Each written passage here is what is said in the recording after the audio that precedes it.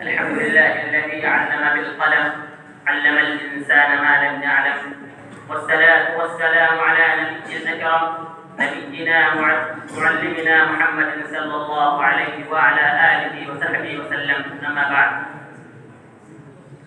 سامعین کرام، مدارس و جامعات دین کا قلعہ، کتاب و سنت کا مرکز اور اسلام کا پاور ہاؤس ہے، جہاں اساتذہ کرام قرآن کی تفسیر، احادیث کے رموز، فقہ کے دقیقہ سنجی اور ادب کی شگفتگی سے طلباء کے اذہان و قلوب کے اندر رمز شناسی کی فکری صلاحیت پیدا کرتے ہیں.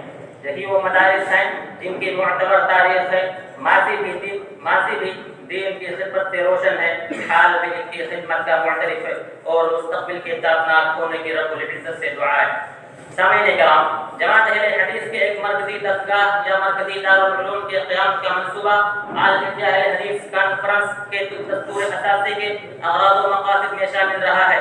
ماہرین جماعت اس منصوبہ پر برابر غور و خوض کرتے رہے اور بالآخر بزرگوں اور اعیان جماعت قادرین اوقاف 1963 میں مرکزی دارالعلوم جامعہ سلفیہ کی شکل میں شرمندہ تعبیر ہوا اور 3 سالہ قلیل مدت میں تعلیمی و تربیتی انتظام مکمل کر کے 21 مارچ 1966 میں باقاعدہ تعلیم کا آغاز کر دیا گیا. جامعہ سلفیہ کے اولین مقاصد میں منہج سلف کے مطابق کتاب و سنت کی ترویج، اسلامی علوم و فنون اور عربی زبان و ادب کی تعلیم و نشر و اشاعت، علماء کی ایسی جماعت تیار کرنا جو عالم انسانیت کی صحیح رہنمائی کر سکے.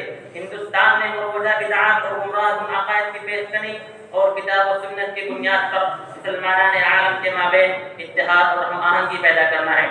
میں نے جامعہ کے قیام کا پس منظر اور مقصد آپ کے سامنے مختصراً پیش کیا.